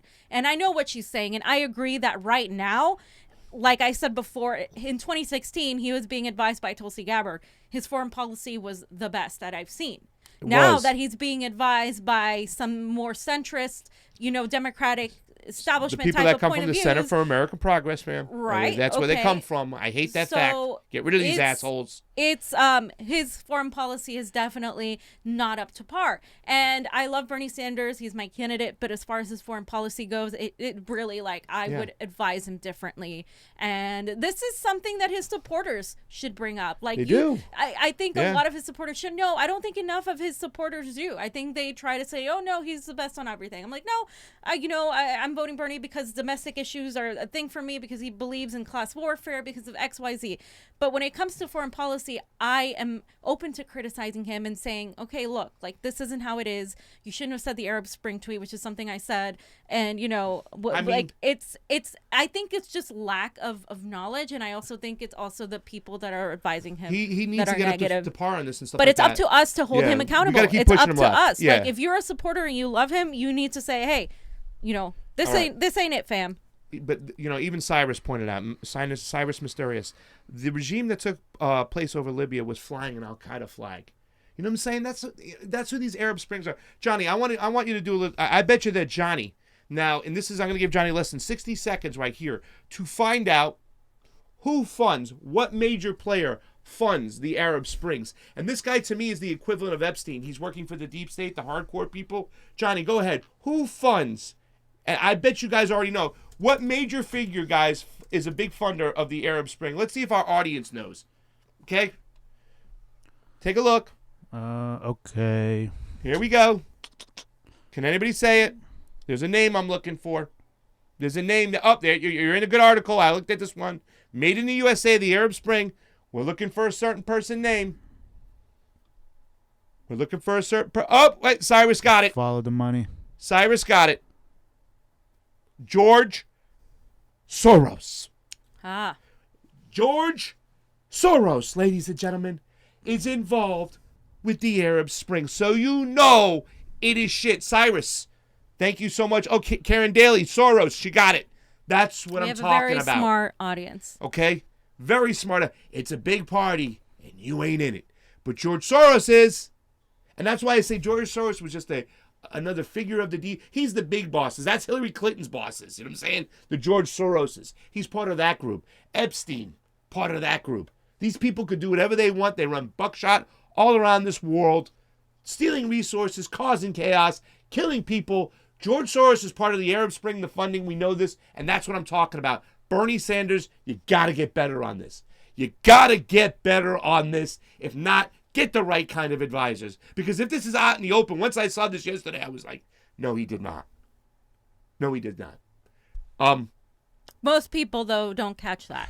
I'm telling you, I've read the comments. Most people are like, yay, like, and it's like, yay, yeah, these protests are awesome. I wish we in the United States could learn from the Lebanese people and actually do something like this. Be out in the streets marching for democracy, marching for actual organic democracy, like taking on the corruption, being anti-war. We need to learn from them. Absolutely. The Arab Spring was not that. And that's the simple point, right? Like, I'm glad Bernie is even talking about what's going on in Lebanon, because most of the time when it's an organic protest like that, they ignore it. Yeah. So I'm actually going to give him credit for talking about that. Instead of the Hong Kong protests, which are majorly not organic and they're funded by NGOs and NEDs, okay. But Bernie Sanders is talking about Lebanon, and he's saying, this is great. We need to do more of this. Okay, great. But the Arab Spring, leave that out of it. This is not, the Arab Spring was not a good thing. That was a U.S. manufactured protest. So. David LH says Bernie is naive on foreign policy and Tulsi is naive on some domestic policy. I 100% agree with you. That's why they need each other. 100% agree with you. I feel like she's not there on domestic policy. I disagree with her on saying things like, we need to unite, and this isn't all about class warfare. It's entirely about class warfare. The language he uses sometimes. And then it's like Bernie, on his foreign policy. It's like they need each other. The other one lacks where the other one gains, and like I said, one person cannot run a whole country. You need an entire cabinet, but you need a cabinet of people that are capable. When it comes to Secretary of State or Vice President, the Vice President is like a very lame position, and I feel like somebody like Tulsi would be better serving for us and for herself as Secretary of State. If that were to happen, whatever she chooses to do is obviously up to her. She can also be the vice president, and Bernie Sanders can say, I'm going to direct you to handle, Secretary of Defense, deal with our Secretary of State. In other words, whatever position she has, whatever position she takes, Tulsi Gabbard's going to say, I want to know what I'm doing before I do it. I'm not just going to be a figurehead because Biden was there just to smile and just look good. Make memes, just to influence people to make memes. We were talking about the homosexuality thing last week, remember? And I was like, well, Biden said that first and was like, no, he didn't. I'm like, yeah, he did and stuff. But then we go look into it, researching, and the the cabinet, Obama was ready to start coming out with this, and Joe Biden opened his mouth too early and slipped, and even took the thunder that was coming out from the campaign at the time. It's so stupid. So I mean, he was just a figure piece. That's it. If Tulsi's the vice president, she won't be a figure piece. No. She's gonna have a big say. They're gonna be grooming her to be the next president. Michael Cruz, he showed up late. Blue. Keen James, thank you so much. Jeffrey Long, Armin Manugian, I hope you like our show yesterday. We have a great show tomorrow. Tomorrow is Friday, and we're not necessarily scheduled to do shows on Friday, but we're going to do one Friday night. Come join the couch. BJ Bojangles said, BJ and the Bear and the CONVO couch. Yes, come join us Friday night, 7 o'clock Pacific time, 10 on the Eastern. Tomorrow, we're going to have Steve Grumbine from the Real Progressives coming to talk MMT for dummies. Learn MMT. Guys, we have to learn MMT. It's really important. Now, listen, you don't have to be an expert at MMT like these guys, but you have to have an basic understanding and knowledge of how the monetary system works, how money works. And one positive thing I like to say about Bernie and AOC is that her whole economic policy is based on MMT. She actually went to school for that, and she understands MMT. And Bernie is being advised by people who understand MMT. Yes. And I think that is crucial, because if we need to understand how that works, and we need to educate others on how that works. And I think Bernie Sanders is key in spreading that message, modern monetary theory. And we're going to go over that, the basics, and then we're going to have more people on to discuss MMT as we go forward in different levels, so we can all learn about it. It's very, very important that we learn. It's very, very important that we don't dismiss it, because in the beginning, a lot of people were dismissing it. A lot of people didn't understand it, and a lot of neoliberals will dismiss it, saying, "Oh, it doesn't work." Sarah Williams is getting all excited. You guys are the best. Learn MMT, because when people go, Bernie, how are you going to pay for it? He doesn't really he understands. He should. Yeah. I don't think he can say it, but he's going to be like, I'm going to direct the Fed to print money for healthcare for all, whatever. You know what I'm saying? He understands how new money is appropriated. What happens to our income tax money? It's just about swinging it different ways. Get it away from the war machine. Get it over here. We put value in money. Yeah. Money isn't a real thing. It's paper. It doesn't have value. It's a fiat currency. I mean, it's not backed by gold. So anymore. Not for a the longest deficit time. means what? Money we owe ourselves? Fucking get the hell out of here. This whole system is rigged. It's just to pit. It's just to make sure that there are rich people and that there are poor people as well. So, fam, we also have some great guests coming on, too, as well. Some foreign policy guests next week. We haven't solidified dates, but I got 2 great guests that are in line. Guys that I love, that I really get a lot of information from. You Russian. I'm a Russian bot, but we might, hopefully by next week, we're going to have one of those 2 great guests on. But 2 great guests that have agreed to come on. And we're going to keep reaching out for more people. If there's some other people you want us to get on the show, a lot of you people were pushing, like Sarah, like Michael Cruz, get these MMT people on. Well, we went out and got Steve Grumbine. I love Steve. He's on Real Progressives. He's a Real Progressive. He's one of the original Real Progressives, I believe. Just great. And we're going to have him on the show tomorrow night to speak some more. And that's what I love about indie media. We collaborate and we all get together. We were on Hard Lens, and we were on with Kit Cabello, and my mother saw that episode. Actually, she saw that. She was like, "Oh, that's cool." And we talked to all sides. So listen, if you have some lines too as well, I know a lot of people. We had Sham Sharma on yesterday. We want to have an opposing view, but I thought Sham is awesome. I thought the way he answered very his questions, educated, very, very. The educated, reason you didn't hear me say too much is because I'm not as educated. Like normally we know what more of the subject when we're interviewing a person. He knew. He's from there. He knew so much, and it's wow, I wanted to be educated more on the intricacies of that, because I'm not going to pretend that I know everything that's going on in India that has been going on forever. Yeah. And I'm trying to get what in a situation as to what is exactly happening versus what we're hearing from Washington Post and New York Times, who I don't trust to tell us the truth on anything. Yeah, well, so you started me off on that, fam. We had that episode, that one with the bell coming on out, and ever since that episode, I just kept on diving into more things. When I eventually met Peter Frederick on the street and we did the interview and he said all these things, there were things I didn't know about, and I was trying to speak logically. Well, hey, what if she gave this money back? And then we spoke to the other protester and he started saying those things.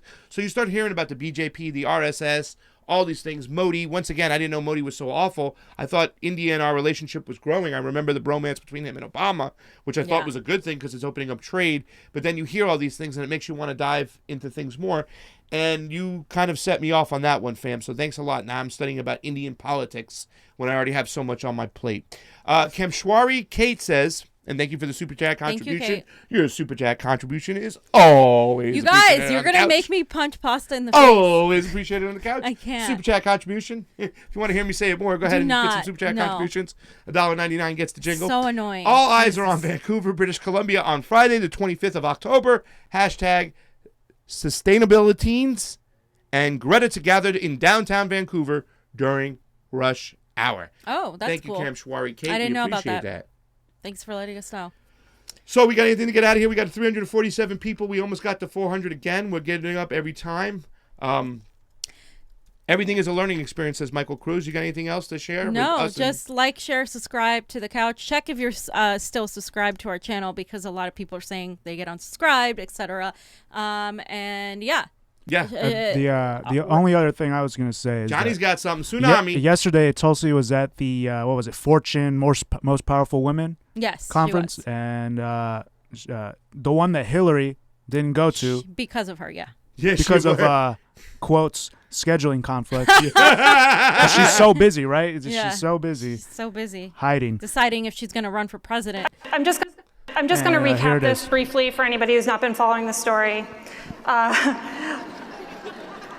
Last week, You guys haven't read the headlines right. the last few days, right? for anyone who hasn't Yeah. looked at the internet, last week Secretary Hillary Clinton appeared on a podcast where she said that you are being groomed to be a third-party candidate and that you are, quote, a favorite of the Russians. She didn't name you explicitly, but the implication was very clear. So how do you respond to those statements? Look, it's outrageous. It's outrageous. I have been motivated throughout my entire life to do my best to be of service to others, to be of service to our country. I am now serving almost 17 years in the Army National Guard, still serving as a major. I've deployed twice to the Middle East and have served in Congress now for almost 7 years, focused on the Foreign Affairs Committee, the Armed Services Committee, the Homeland Security Committee, understanding the importance of our national security. Really, what has come to light by her comments is the huge disparity between the Hillary Clinton foreign policy and the kind of change in foreign policy that I'm seeking to bring at the heart of my campaign for president. Understanding the most important responsibility that the president has is to serve as commander-in-chief. Hillary Clinton, throughout her career, has espoused, advocated, and championed a very interventionist foreign policy, pushing for regime change wars, toppling dictators in other countries, being the world's police, using draconian sanctions to accomplish these things. And they have proven to be incredibly destructive. They have cost thousands of my brothers and sisters in uniform their lives. They have caused the lives of millions of people in the countries where these wars have been waged, wars the likes of which we've seen in Iraq and Libya and ongoing in Syria. What to speak of refugee crises, what to speak of the trillions of dollars that have been wasted on these wars that have undermined our national security, when there are so many needs of our people here at home that must be met. Those dollars are coming out of our healthcare system, out of our schools, out of our infrastructure needs. And here's the big change. Here's the big difference, is I'm calling for an end to being the world's police, leading with a foreign policy that's focused on cooperation rather than conflict, actually engaging with other countries, seeing war as a last result, understanding that unless we are willing to pursue diplomacy, to work out our differences while also creating the opportunity to pursue areas of shared interest, then the only alternative is the confrontational approach and the conflict and the war that we are seeing for so long. Again, it's really wonderful to have a candidate out there Refreshing. that is actually calling out the BS directly of Hillary and calling her a warmonger and stating her record, like bam, bam, bam, she got us into Libya. She's the one that's the world's police. She's pushing imperialism, and she's saying, look, I want to try something different. I want to try not doing that, not being the world's police, and she's making foreign policy mainstream, which is extremely important. The majority of Americans don't care about foreign policy. They don't understand it. They're so consumed by what's going on domestically that, and the lack of economic stability that they can't even focus on foreign policy. But she did make that connection, saying it is our money wasted into these regime change wars that is taking away from our focus on our infrastructure here, which is a very, very good point to make. That is the key there. It's not separate. It's all connected. And we need to understand that it's equally as important to pay attention to what's going on foreign policy wise as it is to what's going on domestically. Yeah. And you know what? People don't care about our foreign policy, but you know what our audience cares about? Our audience likes to give us a super chat like Bethlehem Tessafe. And thank you for your super chat contributions because they are always appreciated on the couch. Bethlehem Tessafe says, laugh out loud. Love it, pasta. Sorry, Fiorella. Wanted to hear it one more time. Love watching you guys. Oh, and Susan Wiggins left a super chat contribution. Says, thank you, Susan Wiggins, for your super chat contribution because it's always appreciated on the couch. You're going to be hearing this in your sleep, fam. She didn't say anything. She just wanted to hear the jingle, fam. I think the jingle is successful. So I will say that I love that Tulsi's saying that she wants the United States to stop being the police of the world. Yeah.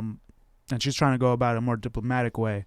You know what I love what she says, Johnny? I want to lead with cooperation, not conflict. Yeah. Exactly. That is, to me, is like, let's talk to these people. We don't have to be bombing these people. And I think when we have this MMT show, we'll kind of see what it's really about. If money's not an issue, we can print it, whatnot, then why are we really going around bombing and killing people? Why are the elites doing it? Really? You know what I'm saying? It's what keeps them in power. The idea that money isn't a thing. If you get the masses to realize money is just this imaginary concept that you can't just print, that you can just print more money. This is something fiat like, currency. Yeah, more currency. Like this is something that I, as a kid, when I didn't understand anything, I was like, well, why can't we just print more money? Well, is it right? Like I just want to like make a machine to print money and everybody can have it. And it's like, no, that's not how it works. You're gonna destabilize the economy, and you can't just do that. It's like, turns out you can. Yeah. Turns out that everything I was taught in my AP economics class is wrong, and that's why I hated that class, because it was just bullshit, and I could just tell that it was bullshit. Yeah, and Deep says peace through trade. It's the truth. I mean, well, some people got some resources over here, some people got some resources over there.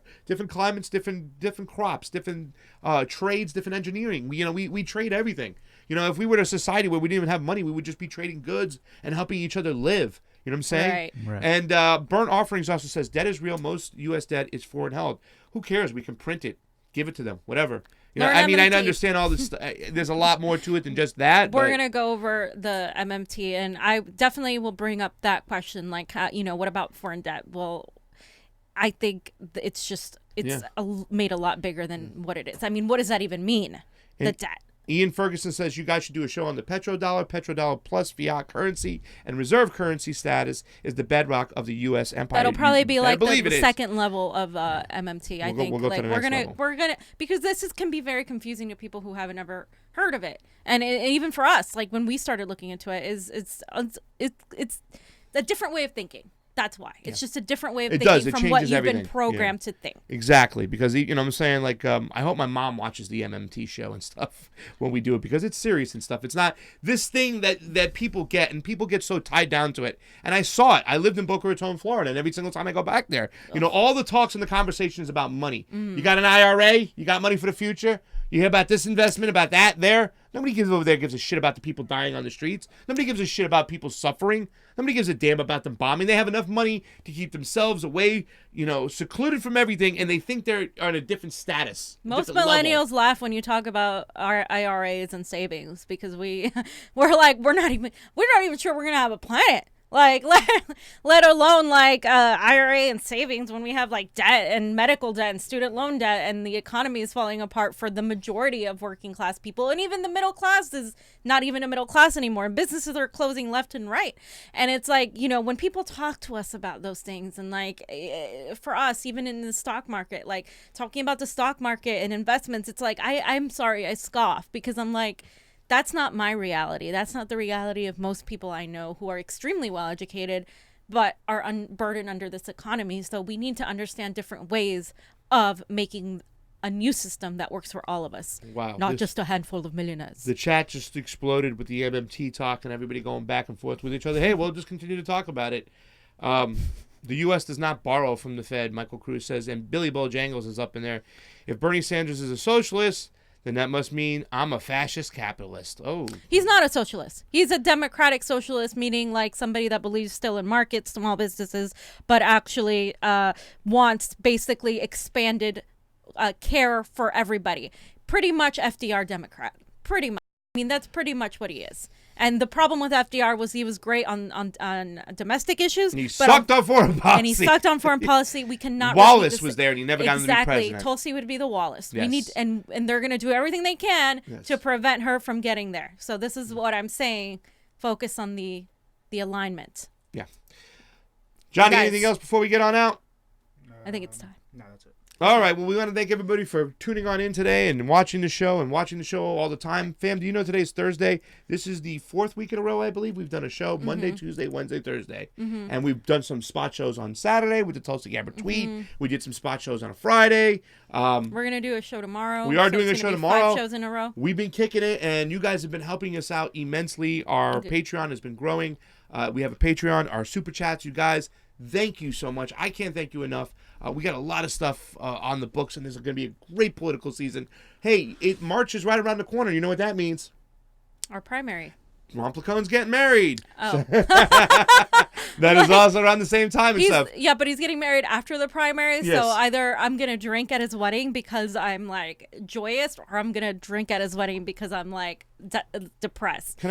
Either way. Yeah, I'm going to do a shot, and I'm going to, it's, for that, and I don't drink too often. But let me tell you something. When it comes to the candidates, we haven't had enough candidates jump in. I this time around, compared to last time, we don't have enough candidates like last time that are primarying. Like, who's primarying Adam Schiff? Okay, congressional. I thought you meant like for president. I was like, are you joking? No. I mean, like, I was talking about our primary coming around. I agree. And we don't have enough people out there. We're not hearing enough names. I know Angelica Duenas is back in it again. Miguel Zuniga, Maria Estrada, and these people are going at it again. That's great and stuff. But where's the person who's running against Adam Schiff? Okay, where's the person running against Judy Chu? All right, where are these people at? You know what I'm saying? Judy Chu, though, is favored by a lot of people, and I don't understand why. Because she hides. She doesn't put herself out there to get eaten up. She hides. She hides in her office. Her office is in the same freaking place where I work. She hides. The woman hides. And we got to get Bill Paparian to come on here and talk about Judy Chu. You want to dislike Judy Chu? For me, Adam Schiff is the worst. Who's running against Adam Schiff? Who's primarying against Adam Schiff? Costa needs to run against Adam Schiff, but he won't. Will the real Slim Shady please stand up? Please stand up. Ron, help me out here. Ron Placone. Pasta against Schiff. Oh, whatever. You'd have to give me a lot. Schiff is the Ukrainian criminal, too. Oh, Carrie Mark, we've done videos on it. Okay, Igor Pasternak, the relationship, Igor Pasternak to Porkchop Poroshenko. It's one big family. One big fam. So let's get on out of here once again. Go over to our Rockfin, ROKFIN. We are building that platform. We want to make that big and strong and forget about this YouTube stuff one day because they keep cheating us, blacklisting us, and keeping us quiet. But go over to our Rockfin. We have a Twitter. Check out our Twitter, YouTube, our Convo Couch Twitter.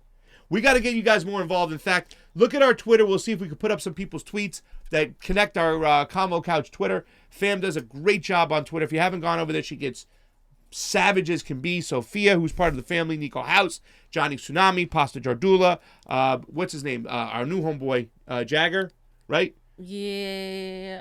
We'll find out some more information about him and stuff like that. He's really cool. Yeah, he is. He's really new cool. to the team. He's new to the squad. Hashtag squad. Hashtag not that squad. Hashtag our squad. No. Oh yeah. Well, we'll talk about that tomorrow or the next day. But yes. Yeah, Ilhan said some disturbing things. Oh apparently. my God! Yeah. Oh my God! Oh my God! Anyway, oh my God, I can't get into that right now. Oh my Lord! Oh my Lord! We need somebody to go over there to direct the squad. The squad ain't taking shots. We need a real progressive in there doing some stuff. An anti-war progressive in there. Really, we need it bad to take these people, because I think when you go into Congress right now, the choices aren't but just get in line and play ball if you want to get anything done. You know, we put these people there to rage against the machine, not to join them. Speaking of great people, one of my favorite people is Jayapal, Pramila Jayapal. She's going to be in LA Sunday, 10:30. Starts the event. I'm going to go see her. And she's great. Medicare for All. Her Medicare for All was the best. Yeah. Some questions down. from her too as well. Remember the whole Sarah Smith, Adam Smith thing? Yes, that was something really that pissed I was me off because Sarah Smith was a great young candidate. She was smart. She was vibrant. She knew how to speak. She was, to me, the most leftist, even over AOC. Oh yeah. She was definitely my number one ranked. We drove up to Seattle just to see her speak at a small bar. Maybe Revolution we should, over a beer. Yeah. We should play that again. If you want to see who Sarah Smith is one day, we'll get it ready for the next show. We'll give you a little taste of that. Yeah. George Takei pronouncing tsunami. We love Tsunami. So also, if you haven't joined up to all those platforms, we're there. We do have a Facebook, if you're a Facebooker too as well. We're on Twitch, but not too many of you guys go over there. The Rockfin we talked about, our YouTube, our Patreon. Thank you so much for helping us out. We got a big schedule coming up, a lot of stuff. It's only going to get crazy in the political war, ladies and gentlemen. A lot of great stuff. For Pasta Jardula, Fiorella Isabel, Jonny Tsunami. Peace. Combo out. What are we Pasta eating talks for too much. dinner? I'm hungry. Don't say that. Don't do your little